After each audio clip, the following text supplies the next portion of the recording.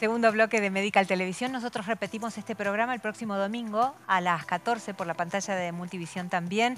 Les damos nuevamente la bienvenida a nuestros oyentes a través de la 91.9. Estamos en dúplex en estos momentos. Y ahora vamos a hablar de enfermedad de Meniere, un tema que ustedes han elegido, que ustedes nos han pedido, y para eso hemos invitado al doctor Marcos Arabel, que es un referente en el tema. Doctor, ¿cómo está? Muy bien. ¿Cómo Gracias por estás? haber venido. Muchas gracias por la invitación. Hemos preparado un informe, ¿lo compartimos? Claro, Y lo enseguida veamos. desarrollamos, señor director.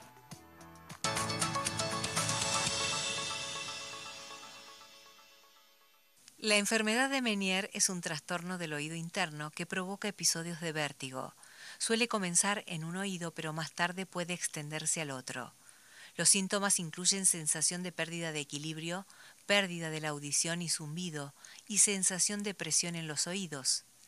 El vértigo puede causar también náuseas intensas. La pérdida de la audición puede ser permanente. La enfermedad de Meniere puede ser desafiante, pero con el tratamiento adecuado y la gestión de los síntomas es posible llevar una vida plena. Es esencial trabajar en conjunto con profesionales de la salud para encontrar el enfoque más adecuado para cada persona y así reducir el impacto de esta afección en la vida diaria. Las estadísticas sobre la enfermedad de Meniere pueden variar según la región y los estudios realizados, pero en general se estima que esta afección afecta alrededor del 0,2% de la población.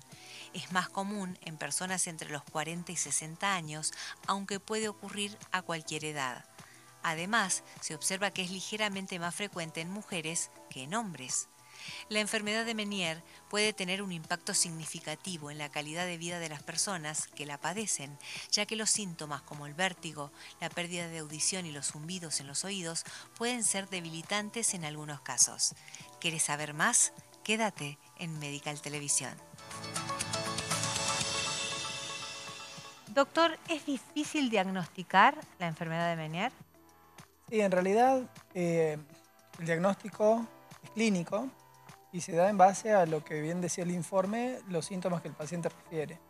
La enfermedad se caracteriza por crisis de vértigo, que es lo más incapacitante, y eso va acompañado de hipoacusia, que puede ser fluctuante, que afecta mayormente las frecuencias graves y medias, y va acompañado de acúfenos.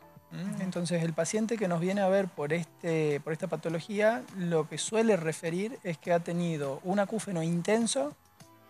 ¿Qué es un acúfeno? Acúfeno es la percepción de un estímulo sonoro sin que haya una fuente emisora externa que lo genere. Ajá, Es la sentimos percepción de un algo. ruido Ah, bien. sin que haya nada en el entorno que lo esté generando. El ruido es interno, es por un mal funcionamiento de las células del oído interno justamente. Bien. ¿Y qué se entiende por vértigo? Vértigo es la sensación ilusoria de movimiento, es la sensación de que las cosas que están alrededor nuestro giran. Perfecto. ¿Sí? Que es distinto al mareo. El mareo es como una sensación de borrachera, como caminar en algodones, Sí, sí. es una inestabilidad, ¿sí? Sí. El mareo. El vértigo ya es una sensación ilusoria de movimiento. Bien. Esa es la diferencia también. Ahora, ¿qué es lo que está pasando dentro de nuestro oído que se provocan estos síntomas? Bueno, lo que sucede es lo siguiente. El oído interno está dentro de un hueso. Y ese oído interno tiene una serie de cavidades en donde aloja a epitelio sensorial del equilibrio y de la audición. Esas son las funciones de nuestros oídos internos. Dentro de esos espacios hay líquidos. Esos líquidos tienen que tener cierta armonía en cuanto a la producción y la reabsorción. ¿Qué sucede en el Meniere? En el Meniere hay un aumento de la presión de esos líquidos endolaberínticos que lleva a un daño de las estructuras sensoriales que cumplen la función de audición y de equilibrio. Por ende, la consecuencia de una alteración de estos líquidos endococleares y endolaberínticos lleva a la aparición de los síntomas, que lo característico es el que el paciente debute con un zumbido, con un acúfeno intenso. Eso va a ir acompañado de una hipoacusia, una sensación de plenitud óptica, como la sensación de que los oídos están tapados. Y acto seguido empieza una crisis de vértigo, fuerte, intensa, incapacitante, invalidante, que al paciente no le permite mantenerse en pie. Entonces, esas crisis del vértigo suelen ser de entre 20 minutos como mínimo a 12, 24 horas o más. Son crisis bastante prolongadas. Entonces, dado el cuadro, hay que diferenciar cómo vamos a actuar en la fase aguda, en la fase de la crisis y luego en una fase de mantenimiento, cuando pase toda esta crisis. Y esto que explicaba del aumento de la presión de los líquidos, cuando sucede, rompe estructuras y vuelve a cero, es decir, pasa la crisis, los síntomas ceden, pero queda como una secuela, una sensación de inestabilidad más allá de la crisis, y la hipoacusia que hablamos es fluctuante, quiere decir que por momentos va a empeorar durante la crisis y después va a ir mejorando, pero nunca va a mejorar al punto de partida. Gradualmente vamos perdiendo audición.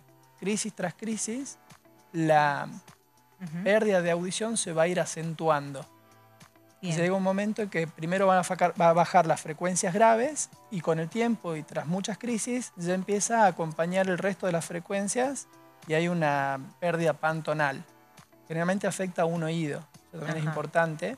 En un 20 a un 40% de los casos puede hacerse bilateral. Bien, doctor, ¿cómo es el tratamiento que debe seguir el paciente? Tratamiento, lo que tenemos que diferenciar es el tratamiento agudo del tratamiento de sostén. ¿Sí? El tratamiento agudo tiene que ser con antieméticos, el tema de los vértigos va acompañado de náuseas y vómitos, así que hay que controlar el tema de los vómitos con metoclopramida. Por otro lado, antivertiginosos, se suele usar el Dramamine, el dimendrinato, que eso va a actuar como un sedante vestibular. Esa medicación sirve usarla en las primeras horas, los primeros días, no es para un tratamiento prolongado, hay que usarlo máximo 48 horas. Y se puede usar también benzodiazepinas para lograr un efecto tranquilizante, diazepam. Entonces con eso logramos controlar o intentar controlar la crisis aguda, que lo que más molesta de la crisis es justamente el vértigo.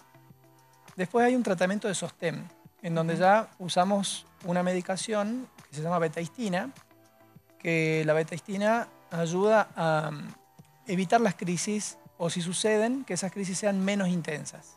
O sea que el tratamiento de sostén va a ser con betahistina por un lado, también ciertas medidas en cuanto a la dieta y en cuanto a nuestros hábitos, porque también hay una relación con eso. Bien, ¿los podríamos describir, doctor? ¿En qué casos podríamos facilitar con nuestro comportamiento esta enfermedad? Bueno, la dieta tiene que ser, en pacientes que tienen este tipo de patología, una dieta hiposódica, evitar sales, el consumo de sal. Y sobre todo ahora de cara a las fiestas, los pacientes que padecen estas enfermedades tienen que saber que no es recomendable en ellos excederse con las comidas y sobre todo con las comidas que puedan tener mucha sal, evitar una picada, salames, fiambres, papas fritas, porque eso puede desencadenar una crisis. Entonces hay que tener en cuenta eso también. El estrés también es un gatillo, es un desencadenante. Entonces hay que tratar de mantener los umbrales de estrés lo más controlado posible. A veces es difícil, pero sí, es difícil. El estrés y sobre muchas todo en veces, las fiestas de fin de año. Exactamente, y el estrés muchas veces es un gatillo de esto, ¿no? Y otra cosa es el abandono del tratamiento. Las personas que ya están diagnosticadas y que han empezado con ese tratamiento de sostén que hablábamos, lo ideal es que lo mantengan. Porque pasa a veces que hay una mejoría sintomática y la conducta a veces es dejar el tratamiento. Y es empezar luego de cero. Entonces puede volver una crisis, volver a producirse lo que hablamos de las presiones de los líquidos endolaberínticos y por ende ruptura de estructuras sensoriales y por ende crisis vertiginosas nuevamente. Entonces lo ideal es mantener el tratamiento, evitar el abandono, porque eso también es otra causa que lo puede desencadenar. Bien, doctor, tenemos consultas de los televidentes. Podemos, señor director, cuando usted lo disponga, ponemos en el aire. Dice, yo tuve síndrome de Meniere hace 10 años aproximadamente, dice Luis. Después con la medicación no volví a tener crisis de vértigo, pero hace unos días nuevamente volvió. Yo creía que ya estaba curado, dice. ¿O qué puede ser? Bueno, ¿cómo decirlo? Lamentablemente no hay una cura para la enfermedad de Meniere. La enfermedad de Meniere es una enfermedad con la que tenemos que convivir y que por momentos y a lo largo de nuestra vida se pueden desencadenar nuevas crisis. Mientras mejor conducta tengamos, esas crisis van a tener menor impacto. Pero es de esperar que en algún momento lo que le sucedió hace 10 años pueda reactivarse y pueda generar nuevamente problemas. y es algo que hay que hacer un seguimiento. Ese paciente lo ideal es que haga audiometrías como estudios complementarios para hacer un seguimiento de su audición, porque lo esperable es que con el tiempo esa audición puede ir deteriorando y le empieza a generar dificultades.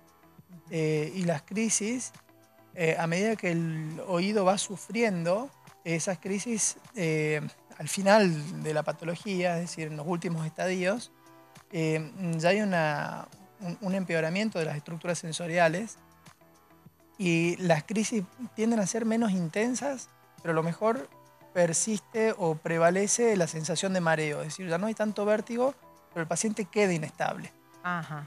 Por eso también ese tipo de pacientes ya crónicos que han evolucionado a mal, lo ideal es también ayudarlos con rehabilitación vestibular.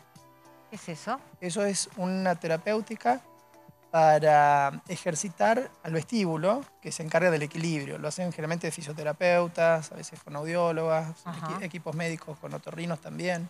Bien. Entonces es un seguimiento para que el paciente logre herramientas para sobreponerse a el estado de insuficiencia que tienen sus oídos en cuanto al equilibrio. Perfecto. Doctor, acá Juan me dice que hace muchos años sufría de mareos de inestabilidad. Los médicos le decían que era la columna. Hace 4 meses le dio un ataque de pánico. Está con tratamiento psiquiátrico. ¿Esto es Menier? Es difícil con esos datos decir que es Menier, porque el Menier tiene una triada característica que es la que nos orienta a pensar en ese diagnóstico, ¿no? Que es lo que hablamos al inicio, la presencia de crisis de vértigo, el tema de la hipoacusia, que es fluctuante, y el tema de los zumbidos. Se tienen que dar mayormente esas 3 condiciones, y en algunos casos atípicos. Los 3 síntomas. Exactamente, y a la vez, dentro de cada síntoma, algunas características particulares para poder encuadrar al diagnóstico en lo que es enfermedad de Menier. Mire, María de Castañares aquí pregunta si los vértigos están presentes en los adultos o también puede estar en los niños. El informe hacía referencia de un grupo etario entre 40 y 60 años de Menier, ¿no? Exactamente, esa es la edad de más frecuente aparición. De todas maneras, existen casos raros en niños también, no es para nada habitual.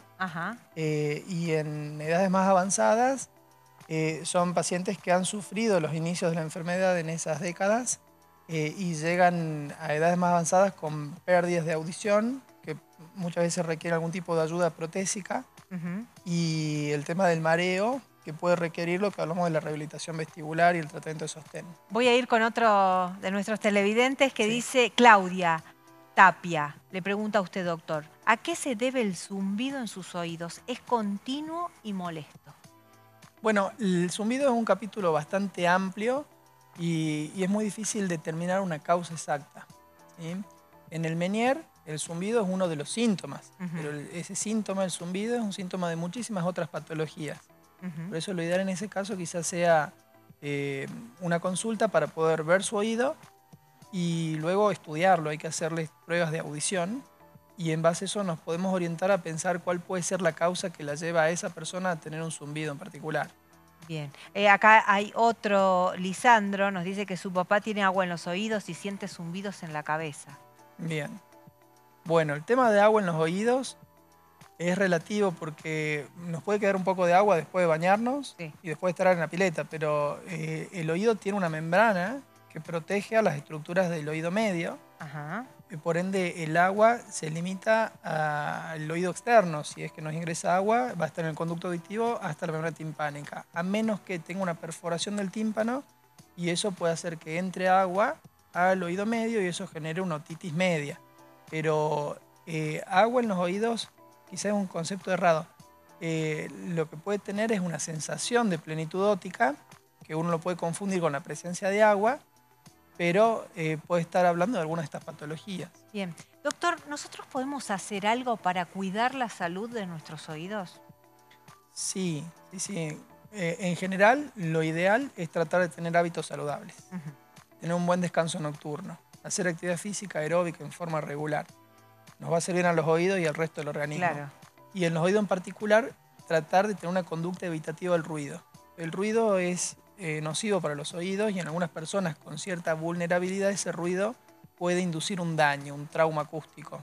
Bien, ¿sí? a propósito de esto que usted está haciendo referencia, fue un boom en las redes sociales hace muy poquito tiempo, el tema de que cada vez hay más adolescentes con Sí, problemas de audición relacionados con los usos de de dispositivos, auriculares, ¿no? exactamente. Exactamente, que el problema de eso está más relacionado a la intensidad con la que los usan que al hecho de usarlo en sí. Ajá, Si la persona lo usa en intensidad leve, moderada, no es de esperar que eso le genere problemas. El tema es si los usa a lo que da el aparato y que la persona que está al lado está escuchando lo que él escucha en sus auriculares. Ahí está definitivamente fuerte y eso puede estar generando un daño. bien. Si tenemos que elegir auriculares, ¿los que van dentro de la oreja o los que van por fuera? Es similar porque el problema no está tanto en el tipo de dispositivo que usemos, sino que hablamos de la intensidad con la que lo usemos. Si usamos los de copa, que son los envolventes, a máxima intensidad va a generar un daño como los de intracanales que van dentro de los oídos. Se considera que los intracanales no tienen ningún atenuador, entonces probablemente puedan generar más daño, pero depende sobre todo de la intensidad. Bien. Eso es clave. Volviendo a esta enfermedad de De Meniere, Meniere, sí, es discapacitante. La totalmente. persona no puede seguir con su actividad normalmente, sobre todo en los momentos de crisis. Exactamente. En la crisis, el tratamiento va encaminado a superar esa crisis con los medicamentos que hablamos y luego tratar de mantener ciertas conductas para evitar que esas crisis se sigan dando con la intensidad que ha ocurrido.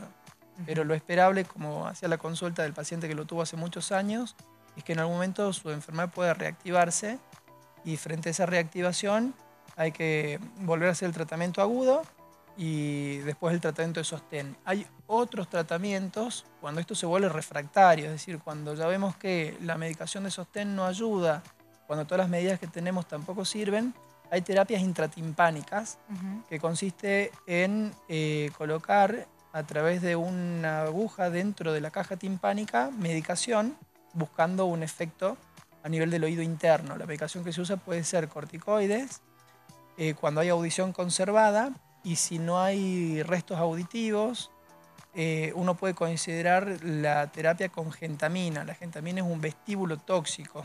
¿Sí? Ujú. Lo que hace es terminar de dañar las estructuras para que eso no genere esas situaciones de aumento y de disminución en la función. Queda hipofuncionante y en gran parte toma el comando del oído contralateral. Entonces las terapias intratimpánicas sería una alternativa cuando no logramos controlar la enfermedad con todas las otras medidas no invasivas. Bien, ¿es hereditario? No está probado. Hay eh, grupos de estudios que consideran que puede haber alguna relación genética, pero no es concluyente todavía eso. Eh, hay casos de familias que lo tienen, pero no es algo que esté probado que sea hereditario. Acá nos escribe Nora desde El Galpón. Dice, ¿es común sentir como un chillido en el oído parecido a un grillo? Bueno, ese chillido es el acúfeno, o el Claro, zumbido, o tinnitus, son los distintos sí. términos para lo mismo. Y no es Eh, normal, doctor. no es normal, es un aviso que el oído nos está dando de que algo no está bien, Ujú. de que hay una alteración a nivel sensorial que está generando este problema, que puede ser, como decíamos, síntomas de distintas enfermedades. Entonces lo ideal frente a la persistencia de ese tipo de síntomas es una consulta para poder estudiarla y determinar cuál puede ser la causa en particular y ver cómo se puede dirigir un tratamiento. Es difícil también tratar los acúfenos. Los acúfenos son Ujú. bastante eh, resistentes a los tratamientos. Hay distintos tipos de tratamiento para el zumbido, vasodilatadores, enmascaradores del sonido, pero el zumbido es un síntoma rebelde, no es fácil sacarlo. Bien. Hay una relación como muy importante entre lo que son los mareos, lo que son estos vértigos que hacíamos referencia y demás con el oído y con el funcionamiento del oído, ¿no? Sí, sí, sí, justamente el oído interno tiene en la parte anterior un laberinto anterior que tiene forma de un caracol que se llama Sí. cóclea, que se encarga de la audición. Y Ujú. un laberinto posterior, que son como tres conductos semicirculares que están orientados en distintos planos del espacio, tres de cada lado, son seis, que le informan al cerebro en qué posición está la cabeza en relación al espacio. Entonces, cuando hay una falla de esos receptores de equilibrio, es donde aparecen este tipo de síntomas. Bien. Acá quieren saludar. ¿Usted tiene un papá que es médico? Sí, Ricardo. Ricardo, le mandan un beso enorme. Muchas Dicen que gracias. es excelente profesional, lo celebramos. Muchas gracias. Gracias a nuestros televidentes que se acuerdan de esos detalles. No dejan pasar Sí, una, mirá. ¿vio? Sí, sí, Y sí. yo tengo que Bueno, agradecerle a usted porque siempre ha tenido una disposición enorme en venir y aportarnos al programa desinteresadamente, sobre todo con su agenda, con sus cirugías. Hoy tuvo un día complicado. hoy estuvimos operando, hubieron 3 cirugías a la mañana, consultorio, así que todo un poco a las corridas para poder llegar, pero bien. Y eso es por lo que valoramos tanto, el trabajo que ustedes hacen Muchas y gracias. nosotros estamos a disposición de ustedes. Preguntan acá también dónde atiende usted. Yo estoy en la clínica Signo, Bien. en la calle 20 de febrero 659. Es una clínica que ya tiene varios años. Y que está abocada y específica Es de un garganta, centro de nariz y nariz, oído, ¿no? garganta y oídos, Bien. exactamente. Trabajo con mi padre, él todavía está trabajando. Ah, ¿sí? Sí, sí. ¿Tienen la misma especialidad? Él hace lo mismo, Lo exacto. vamos a invitar entonces. Sería bueno, la verdad. Podríamos Bien. convocarlo para que venga a hablar. Muchísimas gracias, doctor, por su disposición. Muchas Entonces, gracias. Muchas con ustedes gracias. nos vamos a encontrar, por supuesto, este domingo, que repetimos el programa por la pantalla de Multivisión Federal a las 2 de la tarde. Domingo, 2 de la tarde, repetimos este programa. Después nos encuentra en todos lados. Estamos en YouTube, donde usted se puede suscribir a nuestro canal @Medical TV Salta. Se suscribe y le van a llegar las notificaciones de los programas semana a semana. Programas de colección, con el nombre de las enfermedades, fáciles de acceder. Si usted le da me gusta, nos ayuda un montón. Y si no, nos encuentra en todas las redes sociales, en la plataforma, en YouTube, en Instagram, en Facebook, porque estamos donde usted lo necesita. Con todo el trabajo y la dedicación de un equipo enorme, Patricia Espósito, Erika Nietzsche, el equipo de Multivisión, siempre todos trabajando por usted y por su familia. Gracias y hasta la semana que viene.